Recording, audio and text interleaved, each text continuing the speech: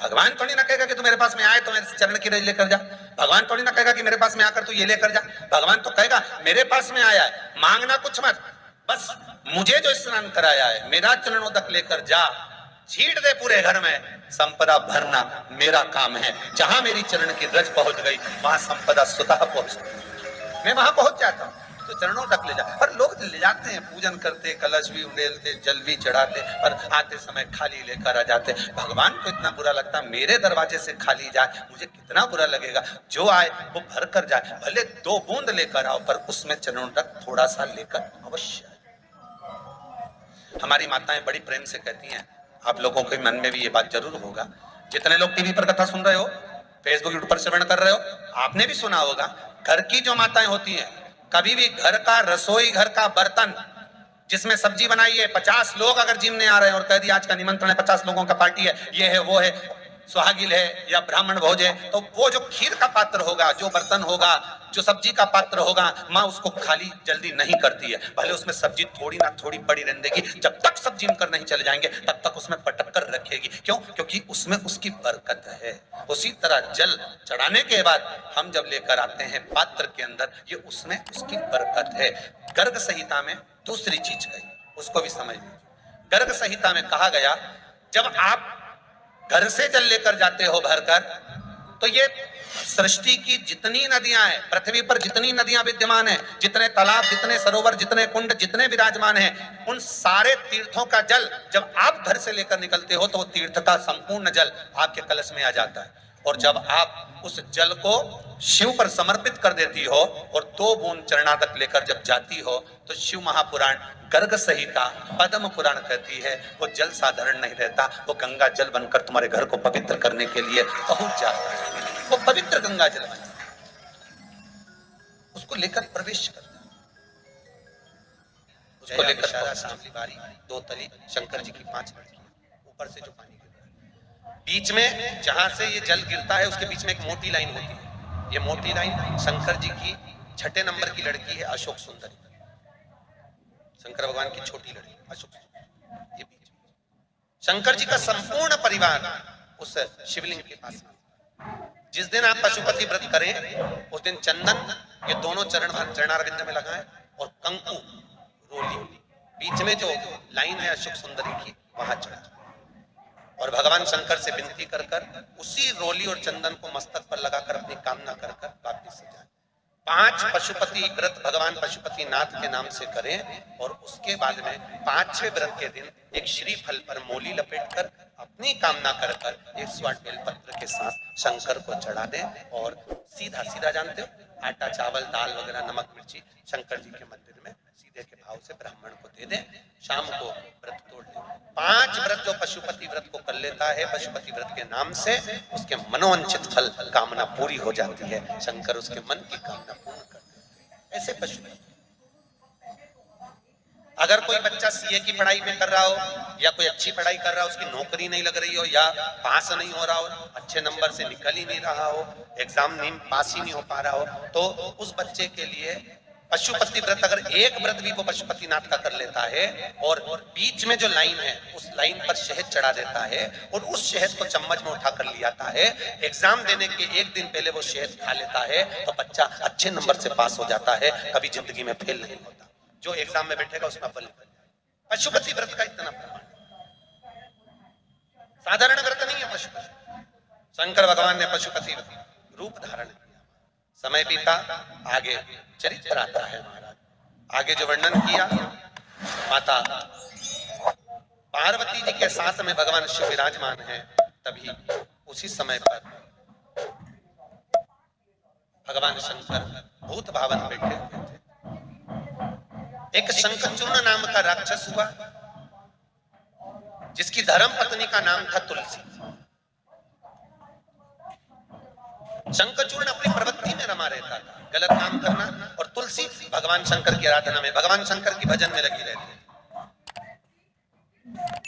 शंखचूर्ण राक्षस की प्रवृत्ति इतनी प्रखर थी, मदिरा का पान करना, मांसाहार करना, गलत काम करना, इन सब प्रवृत्तियों को देखकर सारे देवताओं ने भगवान शिव से विनती करी, भोलेनाथ इस शंखचूर्ण को मारना जरूरी है। शंकर भगवान ने कहा इसको मार नहीं सकते क्योंकि इसकी धर्म पत्नी बड़ी सात्विकवान है, पति की सेवा करने वाली, पति को परमेश्वर मानने वाली, भगवत तत्व में डूबने वाली है। भगवत तत्व कभी गलत संगति में नहीं पड़ी, क्या करा जाए? तो एक काम करते हैं, भगवान विष्णु को शंखचूर्ण राक्षस की पत्नी के पास भेज दिया जाए। शंखचूर्ण का रूप रखकर, शंखचूर्ण का रूप रखकर शंकर भगवान के कहने पर भगवान विष्णु को भेजा गया। उसकी धर्मपत्नी के कक्ष में धर्मपत्नी सोची मेरा पति है, उसके साथ में रही, उससे उसका सात्वित्व दिख गया, सात्वित्व समाप्त हुआ। शंखचूर्ण राक्षस के साथ शंकर भगवान आनंद में युद्ध करे और युद्ध कर कर भगवान शंकर ने शंखचूर्ण को मारा।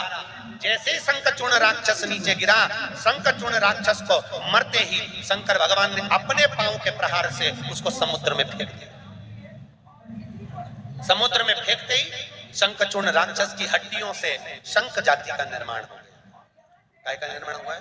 शंख जाति। हिंदू धर्म में सारे देवताओं पर शंख का जल चढ़ सकता है, केवल एक भोलेनाथ ऐसे हैं शंकर भगवान जिन पर कभी शंख का जल नहीं चढ़ता। काय का जल नहीं चढ़ता? शंख। अगर भगवान शंकर पर शंख का जल चढ़ जाए तो 1000 गौ हत्या के बराबर दोष लगता है। शंख के जल का इतना दोष शिव जी को नहीं चढ़ता, शंकर भगवान को समर्पित नहीं।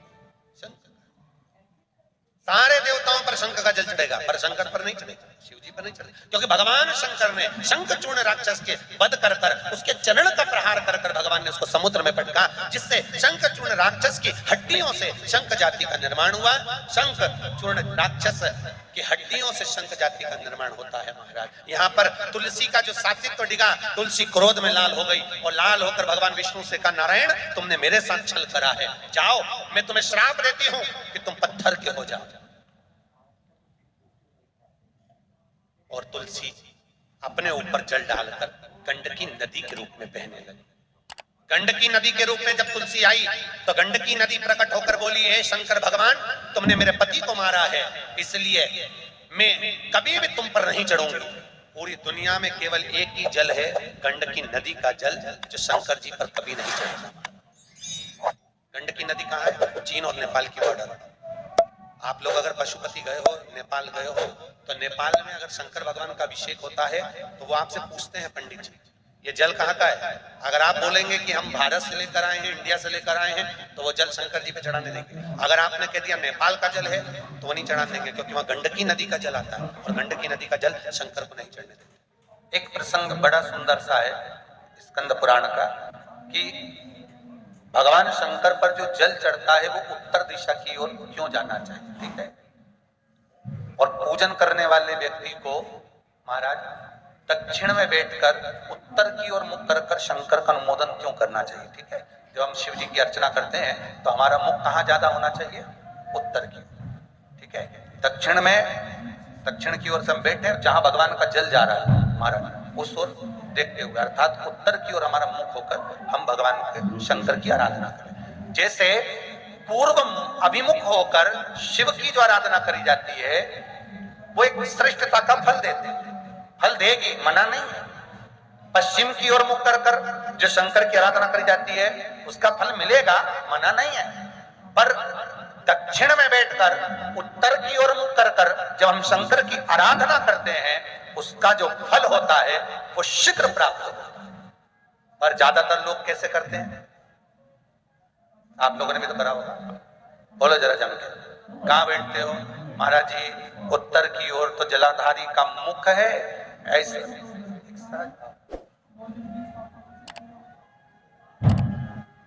ये शिवलिंग है, ये जलाधारी, ये उत्तर की ओर है। तो तुम लोग कहां बैठोगे? ये यहां जा रही है तो ये शिवलिंग है तो तुम इसके सामने बैठोगे, ये जल यहां से जा रहा है तुम उसके सामने बैठो। पर बैठना कहां चाहिए? जहां शिवलिंग है यहां से जल बह रहा है तो यहां बैठो।